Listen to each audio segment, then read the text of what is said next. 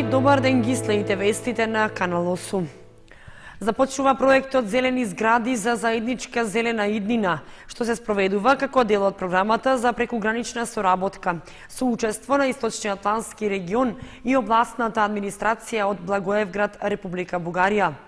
Дел од проектот е и реконструкцијата на зградата на локалната самоуправа на општина Кочани. Центарот за развој на Источниот плански регион од македонска и областната администрација Благоевград од бугарска страна го започнуваат проектот Зелени згради за заедничка зелена иднина, со кој ќе се работи на подобрување на енергетската ефикасност. Во Кочани се одржа првата пресконференција на која беа представени целните задачи, по чието завршување директна корист ќе имаат граѓаните и вработените во општинските администрации на Кочани и Благоевград. Всушност, како што претходно јавноста беше информирана, дел од целите на проектот е и реконструкцијата на зградата на општина Кочани, со што таа, освен нова фасада и други дотерувања за поголема енергетска ефикасност, ќе добие и дополнителна функционалност. Со овој проект ќе се направи сегашната општинска зграда да биде енергетски ефикасна и од категоријата Д да се префрли во категоријата енергетски ефикасна категорија Б. Ќе се замени кровот на општинската зграда, ќе се заменат сите прозорци, ќе се направи пристап за лицата со посебни потреби преку изградба на еден посебен лифт заедно со тоалети и едноставно ќе биде попристапна ова општинска зграда. На презентацијата на отпочнувањето на проектот присуствуваа и представници од бугарската партнерска страна. Тие исто така очекуваат успешна реализација на поставените задачи, со што ќе се реконструира и зградата на областната администрација во Благоевград. Во моментот ние го реализираме првиот проект меѓуисточно-планскиот регион и областа Благоевград.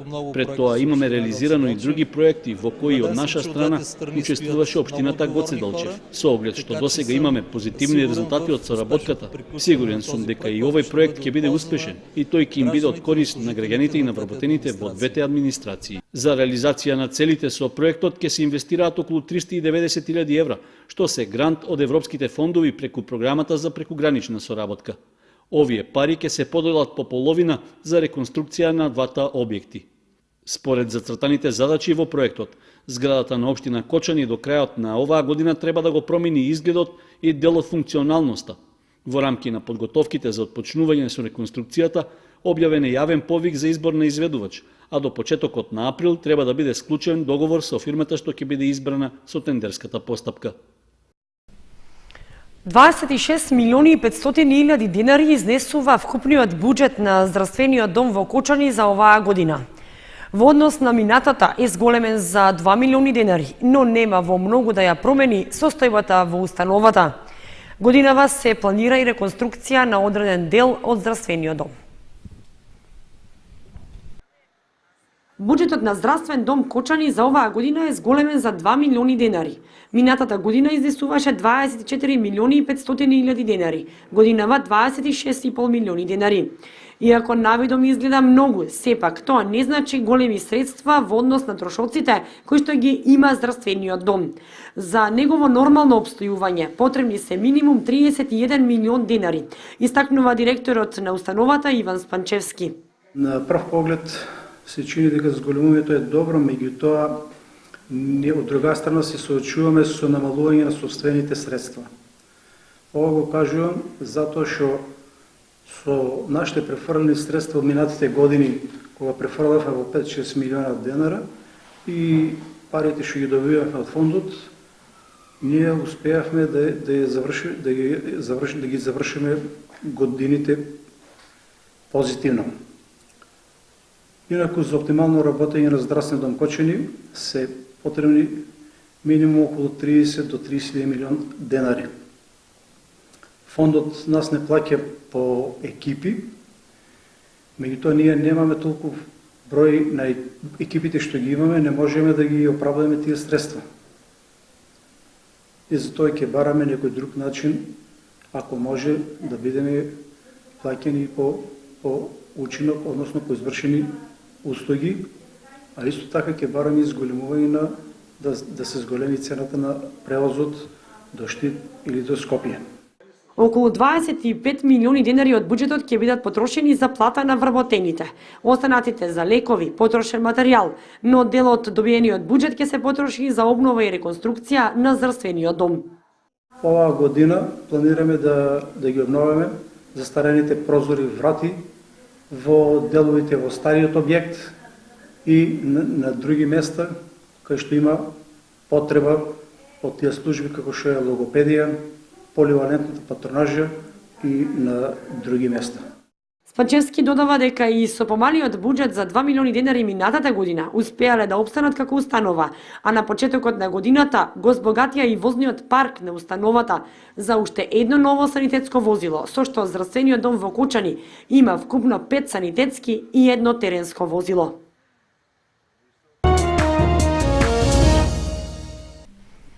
Тешка кражба на пиштол и вреден накит е пријавена во Виница. За сега сторителот на делото се уште не е познат, а полицијата работи на расветлување на случајот. Непознат сторител извршил кражба во куќе во Виница и се офајдил со огнено оружје, муниција и златен накит. Настанот се случил во изминатите 48 часа, но никој не го забележал лицето кое упаднало во објектот и непречено ги однело вредните предмети. Од секторот за внатрешни работи потврдија дека кражбата била пријавена во Виничката полициска станица, но за сега имаат само основни информации за случајот. Во временскиот период од 18 часот на 26 февруари до 8 часот на 27 февруари од страна на 61 годишен жител од Виница пријавено е кривично дело тешка кражба извршена во неговиот дом во Виница, од каде непознат сторител на начин што со употреба на сила и подесен алат со употреба на сила насилно ја отворил влезната врата на куќата и по извршеното пребарување и претурање пронашол и одзел пиштол марка црвена застава калибар 7,62 мм и 8 куршуми и разновиден златен накит. Материјалната штета дополнително ќе биде утврдена. Оштетениот собственик на куќата оружјето го поседувал со валидна дозвола, а увид на местото на настанот извршила екипа од полициската станица во Виница. Од секторот за внатрешни работи рекоа дека преземаат мерки за пронаоѓање на сторителот и за целосно расчистување на случајот. Инаку, за краток период, ова е трета пријавена кражба во источниот регион во која сторителите покрај другите вредни предмети украле и огнено оружје.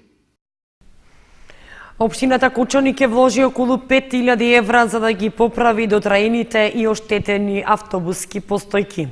Тендерската постапка е во тек и по изборот на изведувач се очекува работите да се реализираат оваа пролет. Црвено-жолтите и останатите автобуски постојки на влезот и на другите локации во градот ќе се поправаат. Локалната самоуправа согледала дека состојбата во која тие се наоѓаат не е соодветна на намената, односно повеќето од нив се дотраени или оштетени, па неопходна им е реконструкција. Истовремено на местата каде има потреба, а до сега немаше ваков вид објекти, ќе се постават нови постојки. Тоа се однесува на локациите каде се обраќа јавниот градски превоз. За целата активност предвидено е да се потрошат околу 340.000 денари, а јавниот повик за тендерската постапка со која се бара изведувач на работите е објавена и трае до 13 март. Инаку во градот на повеќе локации од пред неколку години беа поставени автобуски постојки како инвестиција на општината или донација од фирми. Конструкцијата им беше изработена од метал со покрив од соодветна пластична, односно поликарбонатна маса. Беа распоредени на влезот на градот Кочани кај така наречената подлошка крстосница и во Оризари, а исти добија и жителите на дел од селските населби. За жал, состојбата во која сега се наоѓаат, пред се поради дотраеноста на материјалот, но и поради несовесноста на одделни сограѓани, не ја овозможува нивната основна намена.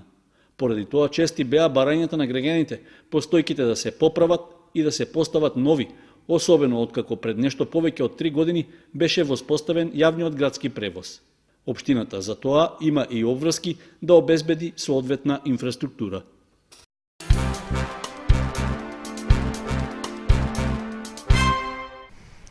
Стадионот Никола Мантов во Кочани се подготвува за исполнување на условите за на него да се играат и меѓународни надпревари. Деновиве се поставува нова пумпа за вода, со што наводнувањето на теренот ќе биде независно од градската водоводна мрежа. По минатогодишните градежни работи за дупчење за нов извор за вода, се инсталира пумпата за наводнување на тревата на градскиот стадион во Кочани. Тоа е еден од условите за да може Никола Мантов да ги исполни барањата што ги пропишува УЕФА за одигрување меѓународни надпревари. Новата пумпа ќе обезбеди техничка вода за потребите на стадионот, независно од градската водоводна мрежа. Исто така се најавува дека на трошок на Фудбалската федерација на Македонија ќе се обезбедат така наречени топови за наводнување, што се оспособени водата да ја исфрлаат во поголема количина и на поголемо растојание по теренот, со што би се обезбедила одржлива вегетација на тревата. Претходно во октомври, локалната самоуправа на Кочани го помогна дупчењето на изворот за вода, а непосредно до западната трибина беше изграден и објект во кој ќе се смести техниката за управување со пумпата и водените топови. Како еден од условите теренот да се користи за меѓународни надпревари е и постојните шахти за системот за наводнување, што сега се наоѓаат на само 1 метар од аут линијата, да се поместат десетина метри подалеку, за да се избегнат евентуални опасности за фудбалерите и другите лица. Исто така, за да се исполнат барањата на УЕФА, неопходно е да се реализира и реновирање на собликувалните, што се најавуваше уште пред неколку години. Потребно е да се средат и влезовите на стадионот, како и да се оддели просторот за судиите, делегатите и другите службени лица од оној каде што поминуваат фудбалерите и лицата од организацијата на надпреварите. Едно од барањата е да се направи и платформа за снимање на надпреварите од двете трибини, заради безбедност за време на одигрувањето на надпреварите. Општина Виница по 7ми пат ќе ги организира Тодоровите трки. Годинава за прв пат добиваат хуманитарен карактер. Виница по 7ми пат ќе биде домаќин на возобновените Тодорови трки. Годинава во напреверувањата ќе учествуваат над 300 учесници во 10 различни дисциплини. Од причина што Виница е град на хуманоста, предзнак на предстојните Тодорови трки ќе биде токму хуманоста, односно за прв пат трките ќе бидат хуманитарни. Како и секоја година ќе се надпреварува во истите дисциплини, учество ќе земат дечињата од детските градинки, учениците од основните и средното училиште и секако ќе има и атрактивни дисциплини како што се теглење јаже, трка во вреки, трка со лажица со јајце и така натаму и така натаму. Средствата што ќе бидат соберени ќе бидат наменети на граѓани на општина Виница за кои ќе процениме дека овие средства ќе бидат неопходни за живот. Годинава доаде Дончев имаше и големо расположение од компаниите да помогнат дополнително повеќе заради хуманитарниот карактер на трките. Манифестацијата е поврзана со одбележувањето на верскиот празник Тодорова сабота, а низиното возобновување го покрена општината за да не се заборават спортските обичаи што пред стотина и повеќе години ги практикувале нашите предци. Трките почнуваат в сабота во 11 часот на градскиот стадион во Виница.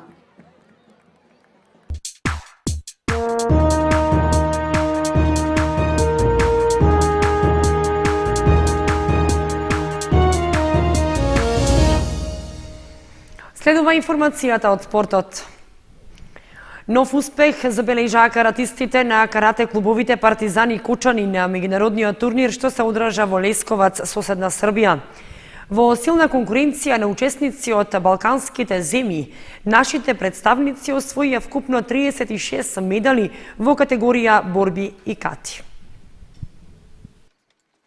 Одлични резултати на меѓународен план постигнаа младите каратисти, членови на нашите карате клубови Партизан и Кочани, кои учествуваа на меѓународниот ИПОН куп што се одржа во Лесковац, Република Србија.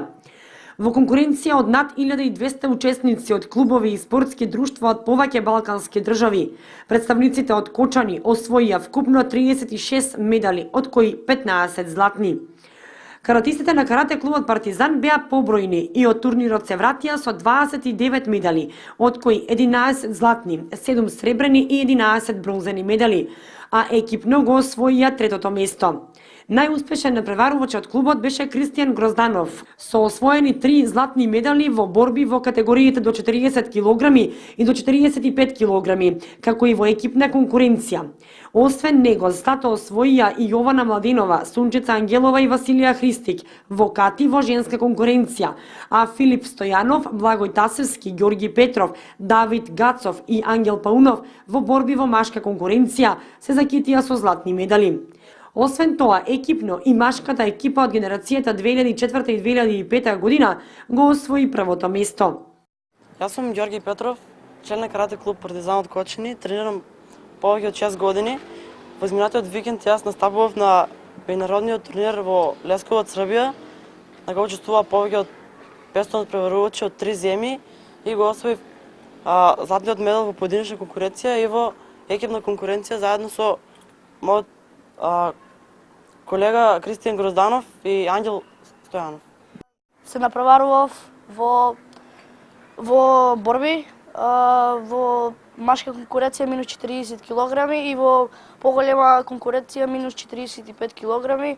Освоив 2 златни медали во тие категории и еден што се напреварувавме во екипно. Прво место беме четворујца и освоивме и пехар за екипното борби и плюс трето место за карате клубот Партизан. Јас сум Василија Христик на меѓународниот турнир во Лесковац, Србија. Освоив 2 медали, едниот златен во кати и трето место во борби, поединечно. Турнирот помина многу добро, беше тешко да се освои прво и трето место, но сепак се потрудив за да освоим медал. Слично на нив, добри резултати на турнирот во Лесковац имаа и членовите на карате клубот Кочани. Учествуваа само 6 мина, но во категорија борби освоија вкупно 7 медали, од кои 4 златни. Победници во женска конкуренција беа Наталија Карова и Ана Марија Минова, а кај момчињата Иван Јанкулов и Љубомир Давидков застанаа на победничкото место.